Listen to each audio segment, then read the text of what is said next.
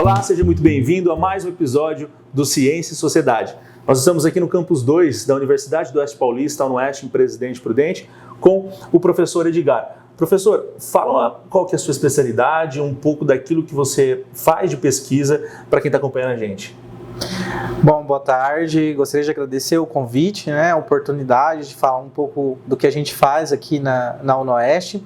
Então, eu sou engenheiro agrônomo, tá? Me formei na Federal do Tocantins, em Gurupi, e durante a graduação tive uma experiência na França, então fiz uma graduação sanduíche, parte lá e parte aqui. Depois vim para o estado de São Paulo, para Jaboticabal, onde eu fiz o mestrado, fiz o doutorado na Unesp de Jaboticabal, e durante o doutorado também fui para fora, fui para o Japão, tive uma experiência lá durante o doutorado. Trabalhei em tempo e agora estou aqui na UniOeste, como professor, como pesquisador, atuo na área de produção e melhoramento genético de hortaliças. E como estamos no Oeste Paulista, em Presidente Prudente, a gente trabalha bastante aqui com batata doce, tá? Que é o carro forte, a principal hortaliça produzida aqui na região. Então esse é o que a gente vem trabalhando aqui no CELFOP, que é o grupo de pesquisa que eu tenho coordenado, onde a gente trabalha com olericultura e fruticultura. Bom, o senhor falou de melhoramento genético, Quando a gente fala de melhoramento genético da hortaliça, digamos especificamente no caso da batata doce, o que significa isso, Falando em português pra gente, para leigos. Certo. O melhoramento genético é você fazer a seleção de novas plantas que são mais produtivas ou que são mais resistentes a doenças ou que toleram mais o calor, toleram mais a seca, tá? Então essa seleção ela parte ou não de um cruzamento que a gente faz entre duas plantas, tá? E aí a gente tem métodos, tem metodologias para poder selecionar aquelas plantas que são mais interessantes. Então a gente sempre tem um intuito de melhorar a produção, de fazer com que o produtor rural ganhe mais dinheiro, mas que ao mesmo tempo ele seja mais eficiente nesse processo, que ele impacte o mínimo possível na sociedade, no meio ambiente.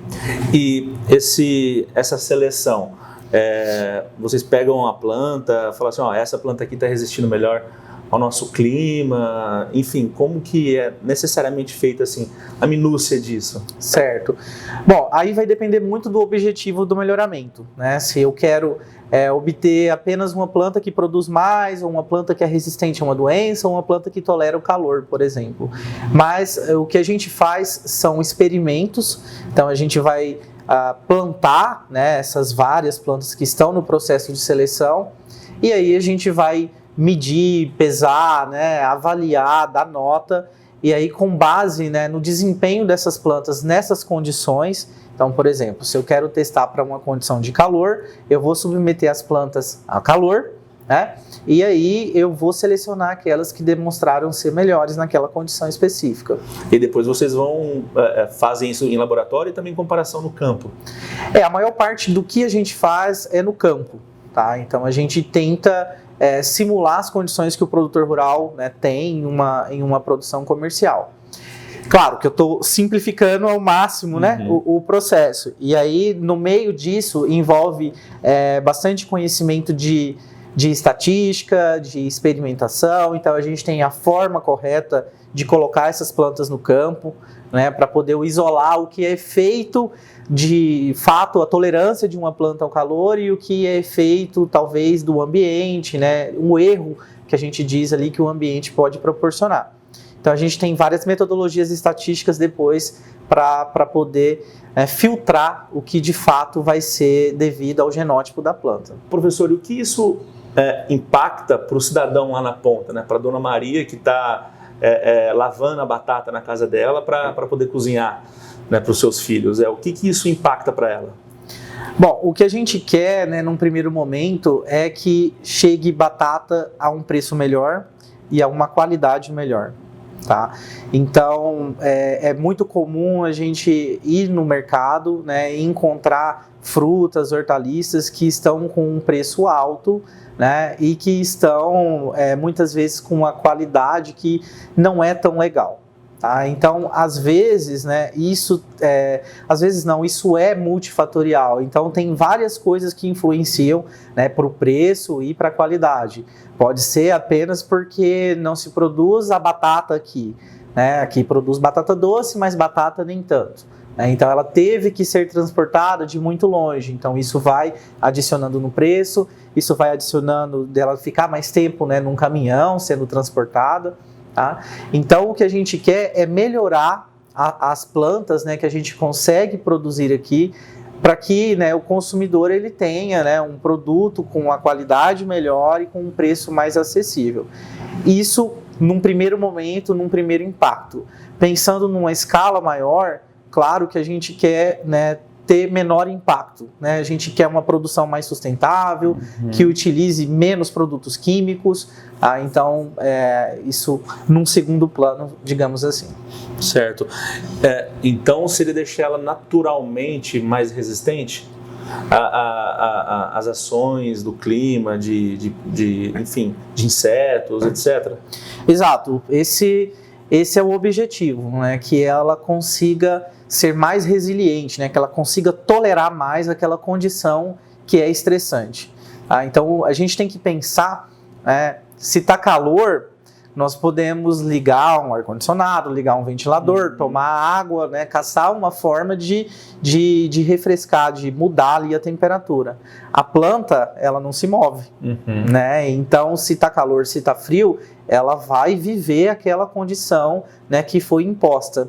Então, o que a gente quer é selecionar mesmo uma planta que consiga tolerar mais aquelas condições. Certo. E a nossa região, ela, por que tem características que são favoráveis ao plantio da batata doce? Ela tem alguma característica específica aqui especificamente?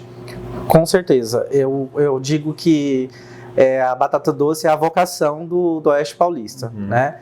Porque os solos aqui são arenosos, né? Então é aquele solo menos denso, né? Mais areia mesmo. E aqui faz bastante calor, né? Então as temperaturas são altas.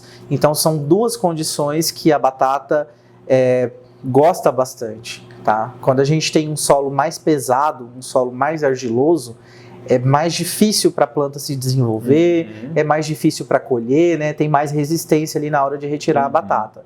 Então o solo arenoso ele é muito bom nesse sentido. E o calor, né? Uma planta tropical, então ela gosta de calor. Tá? Então são condições excelentes para o cultivo de batata doce.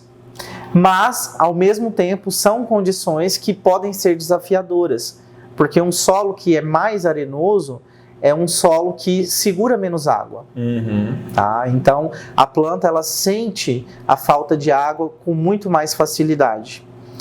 Atrelada à temperatura mais alta, né, então a planta ela perde mais água.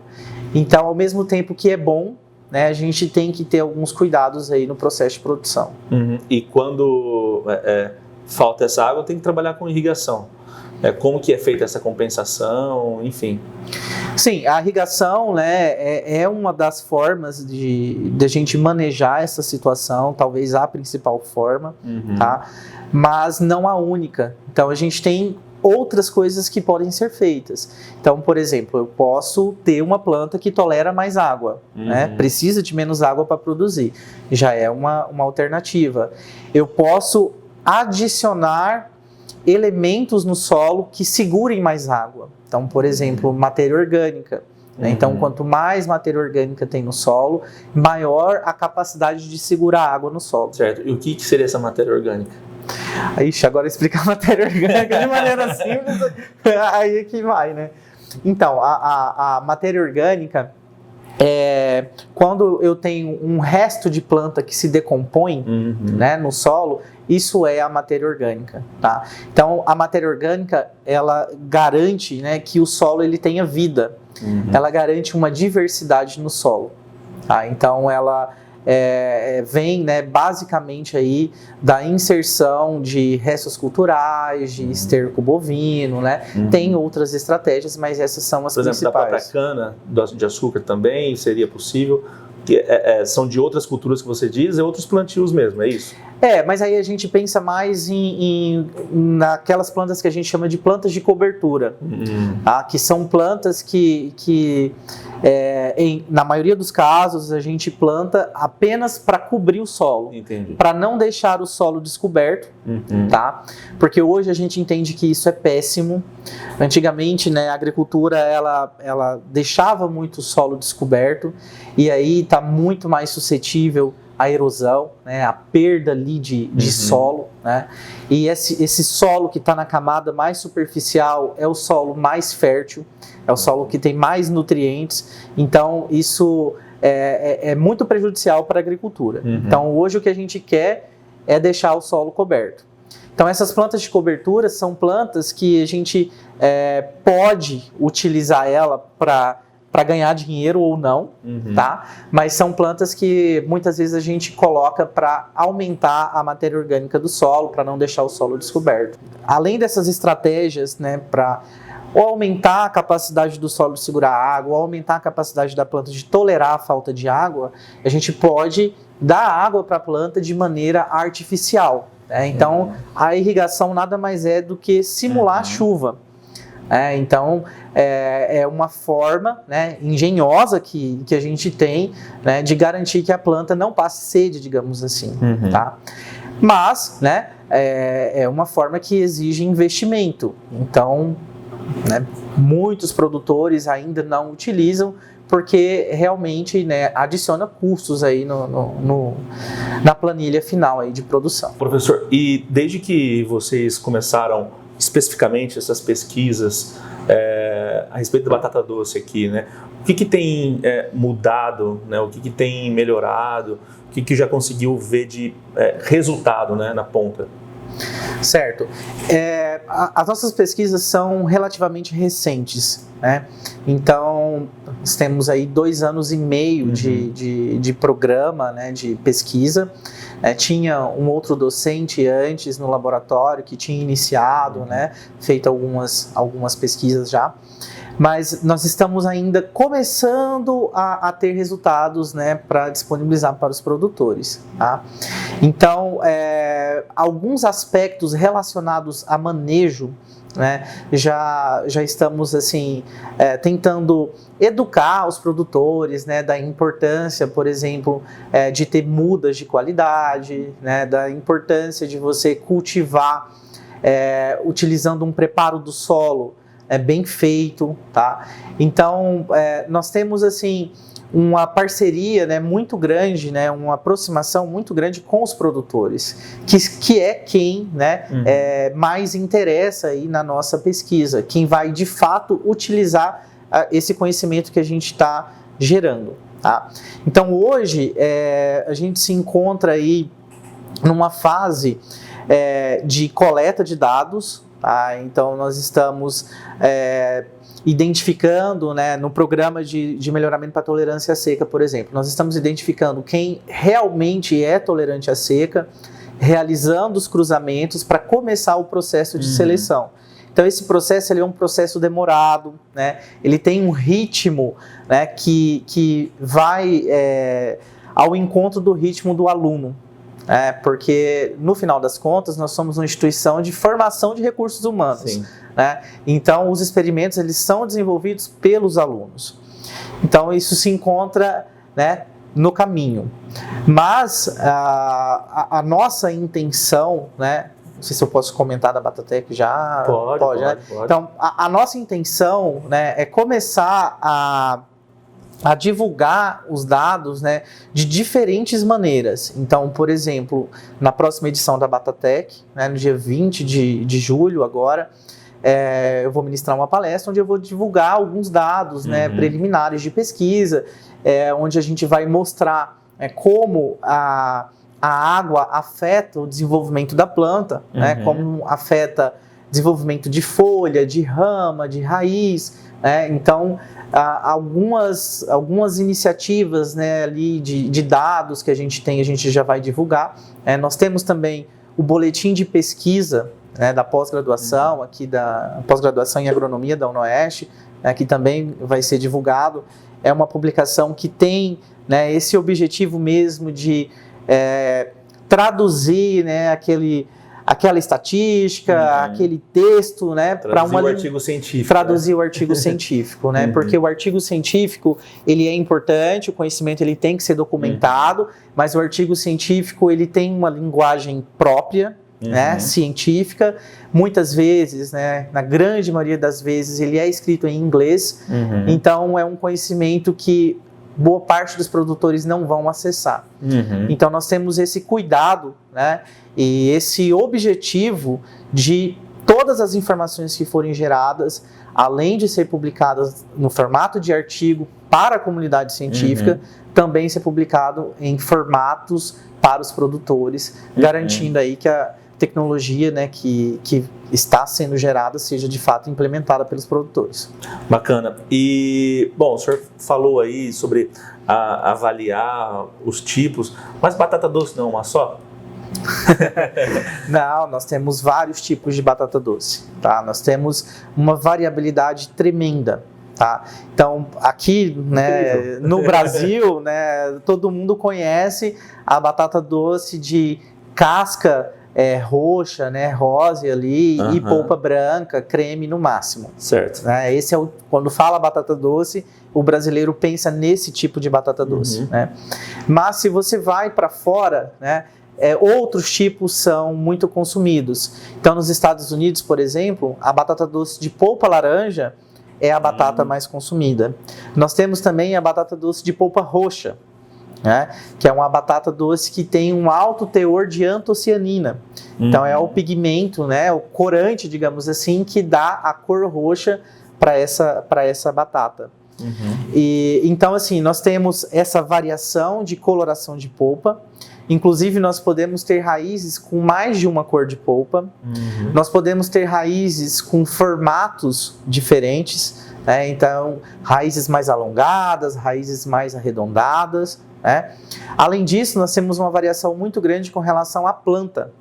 Então, folhas mais verdes, folhas arroxeadas, um alto volume de folhas, um menor volume de folhas, então existe uma variabilidade muito grande.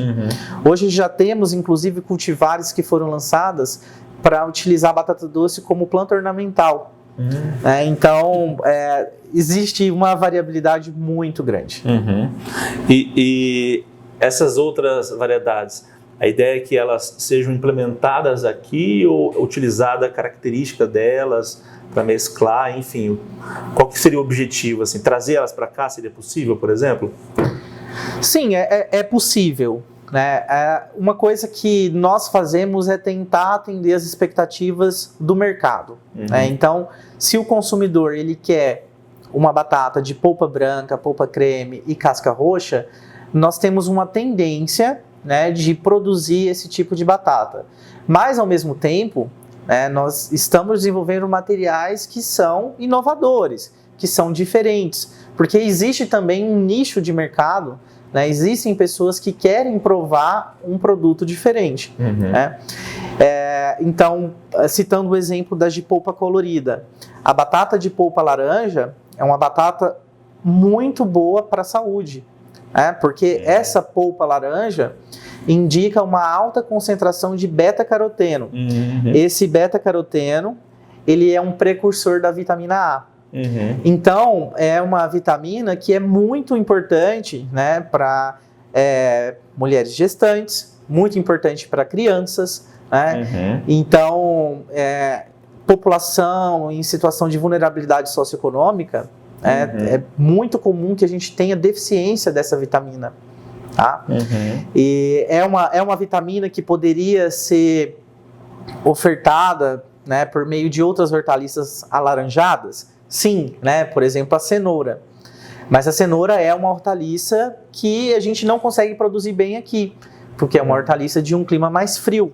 né? Então a gente enxerga, né, esses outros tipos de batata como estratégico. Tá? A batata roxa, ela tem o mesmo pigmento que tem na uva roxa. Então é um pigmento antioxidante.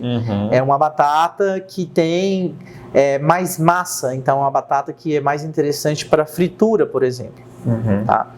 Então existe esse mercado muito bem definido, mas eu acredito que exista a oportunidade de educar a população sobre esses outros tipos e sobre as vantagens desses outros tipos. E além especificamente da batata, né, a partir dela também é possível a criação de outros produtos, né? Criação, destinação, enfim. Quais são as perspectivas a partir dessa hortaliça? Certo. Hoje, o mercado aqui na região do Oeste Paulista, ele é basicamente para a batata de mesa. Que é aquela batata que nós vamos no mercado, compramos e utilizamos, né, na nossa casa como qualquer outra hortaliça. Tá? Mas tudo que se faz com a batata, com a batatinha, pode ser feito com batata doce. Tá? Então, todos os produtos industrializados que a gente encontra de batata, podemos ter de batata doce. Tá? Então, chips, bolo, farinhas, diferentes produtos alimentícios. Além disso, nós podemos utilizar a batata para fazer etanol. Tá? Então, existe já algumas iniciativas de produção de etanol a partir de batata doce, tá? Aqui no Brasil. Existem cultivares que já foram desenvolvidas específicas, né, para essa função. Então é um mercado que está aí em aberto, tá? Tem um alto rendimento. Podemos ter aplicações como, por exemplo, a cerveja de batata doce, aguardente de batata doce. Tá? Então são produtos, né, que nós poderíamos utilizar. Tá? E eu acredito que é uma tendência da região, né, começar a explorar essas outras possibilidades. Porque hoje o mercado de mesa, ele é um mercado que o preço ele flutua muito. Então ele varia muito ao longo do ano. Entendi. Tá? E isso deixa, né, o produtor às vezes à mercê ali de situações que ele não controla.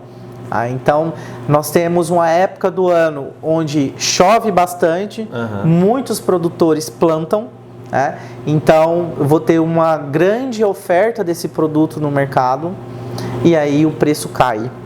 E eu tenho uma época do ano onde chove menos, né? A maioria dos produtores não plantam porque não tem irrigação e por aí vai. E aí a oferta diminui e o preço vai lá em cima.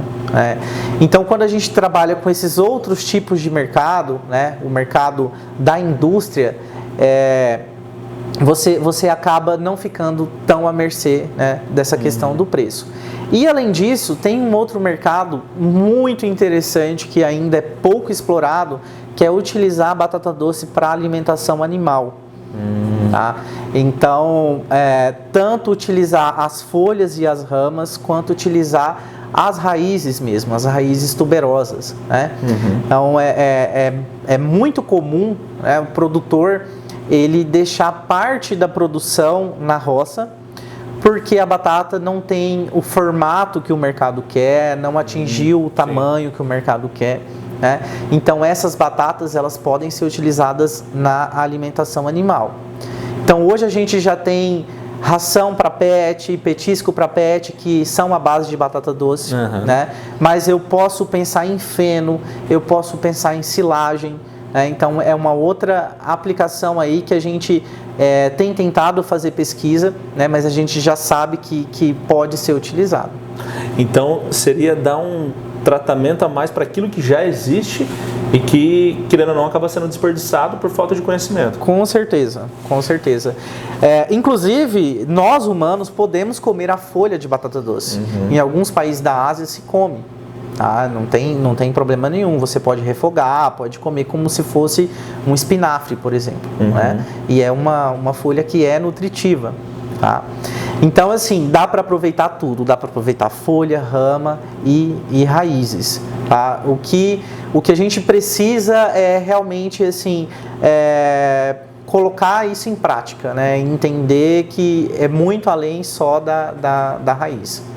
E aproximar o laboratório, entre aspas, o campo enquanto laboratório, mas os pesquisadores dos produtores e também da própria população. Se a população não souber disso, ela não vai consumir. Com certeza, com certeza. Eu acho que isso é um grande gargalo que nós temos na ciência em geral e na ciência agrícola, né, agrárias em geral. Eu acredito que esse distanciamento ele seja até um pouco maior. Né? Então, a população, eles têm muitas vezes uma visão de que a agricultura é nociva, de que não preza pela sustentabilidade, e isso não é verdade, né? É totalmente o contrário. Hoje a agricultura ela é voltada para ações sustentáveis. Então isso é uma falta dessa aproximação, uma falta de habilidade de comunicação em geral.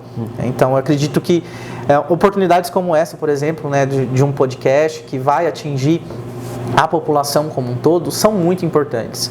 A população precisa estar dentro da universidade e a universidade precisa estar dentro ali da sociedade como um todo. Então, as perspectivas, a gente voltando em tudo aquilo que a gente já disse, as perspectivas então para a produção da batata doce enquanto aquilo que a nossa região pode ter como vocação, né? Ou seja, aquilo que é bom para a gente e que vai dar um retorno socioeconômico, são grandes, né? A batata doce ela pode vislumbrar daqui a alguns anos como prudente, dando esse retorno como já foi de outras culturas antigamente, né? Com certeza, eu acho que a batata doce já e vai ser cada vez mais, né, a joia do Oeste Paulista, né?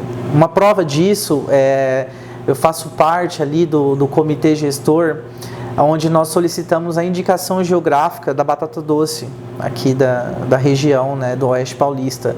Então esse processo ele é protocolado junto ao INPI, tá? E você precisa provar que existe uma tradição de cultivo, que existe uma relevância socioeconômica, tá?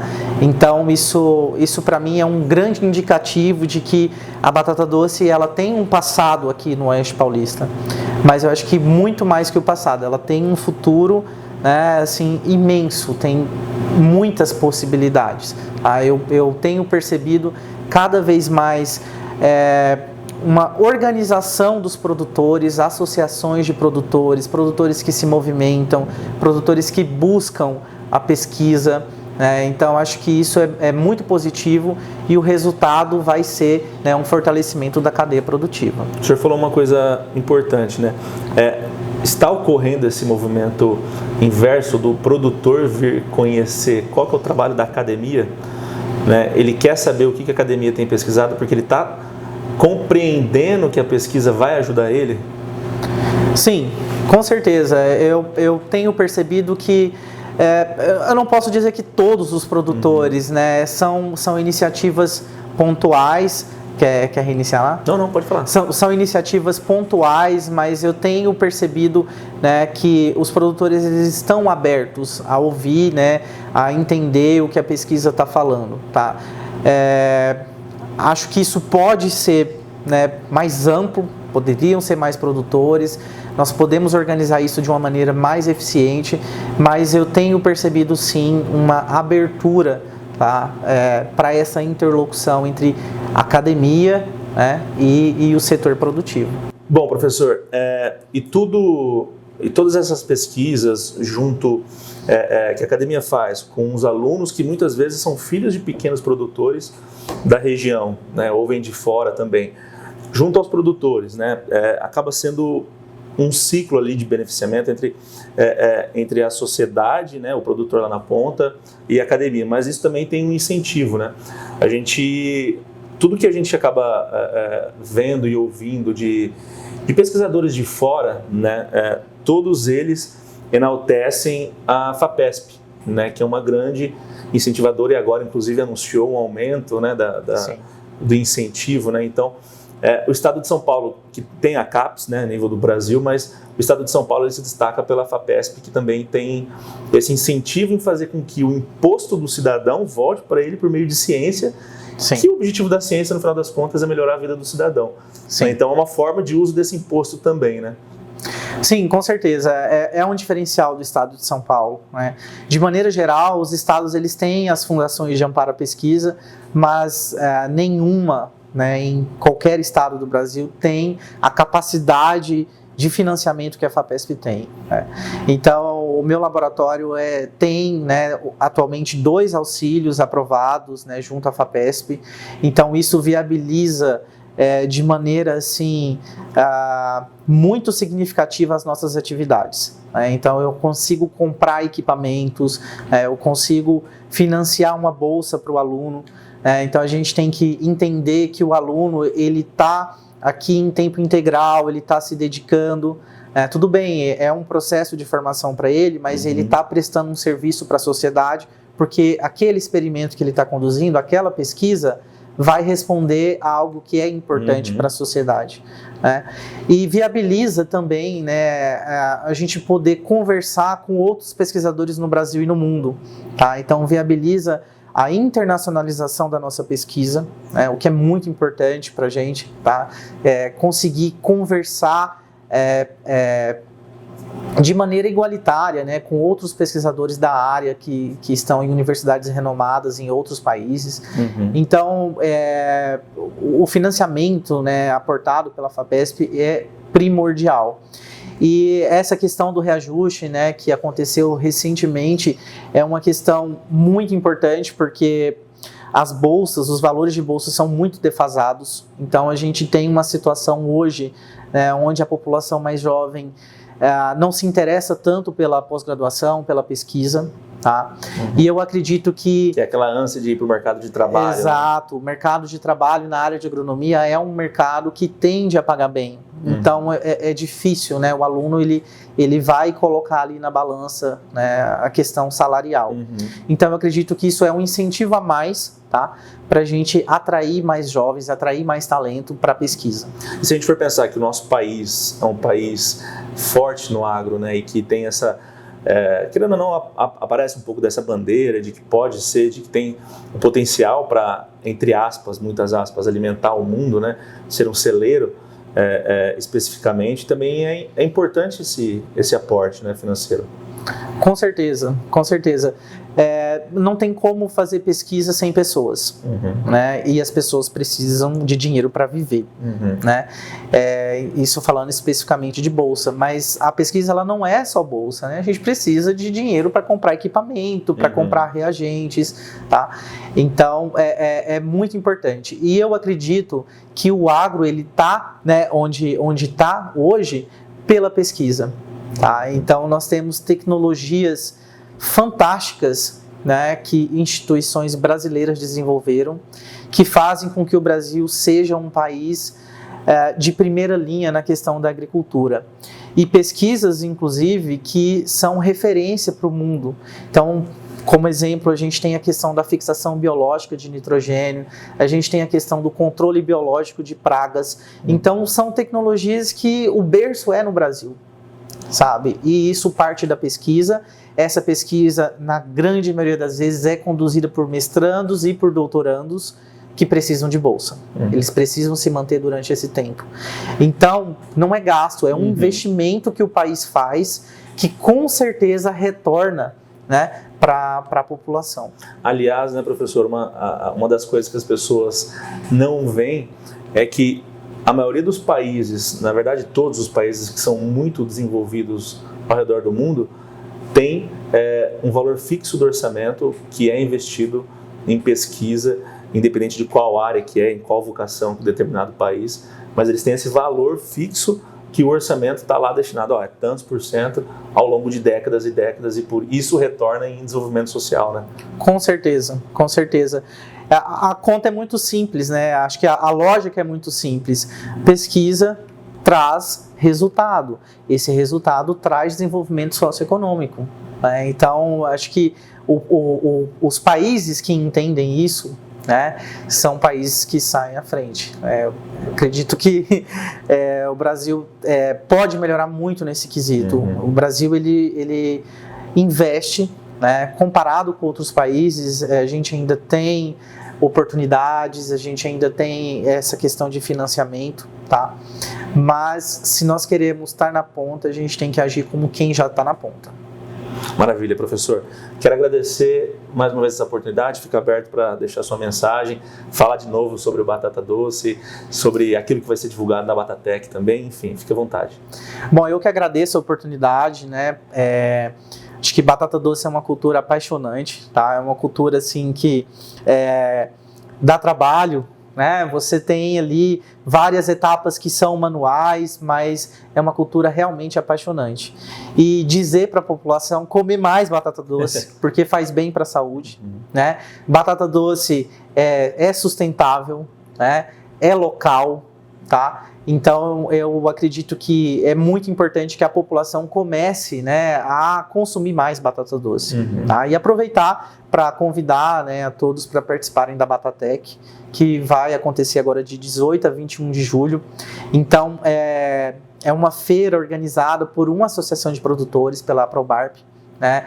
E é uma feira que congrega várias empresas relacionadas aí à batata doce, né? Então terão palestras, oportunidades de provar comidas diferentes feitas com batata doce, né? Então é um momento para celebrar a batata doce aqui em Presidente Prudente e acredito que seja muito importante que a população participe. Professor, muito obrigado pela participação no Ciência e Sociedade. O senhor chegou faz pouco tempo por aqui, na região de Presidente Prudente, que fique muitos anos desenvolvendo pesquisa com batata doce e melhorando a realidade do nosso produtor e a sociedade economicamente, ela é um ciclo, né? O produtor melhorando, a dona de casa melhora também sua qualidade de vida, enfim, é bom para todo mundo, né? E você que acompanhou até o final o Ciência e Sociedade, também siga nas redes sociais, no Instagram, também siga o canal no YouTube, curte e compartilha isso, porque a ciência é feita para você, cidadão. Muito obrigado e até a próxima.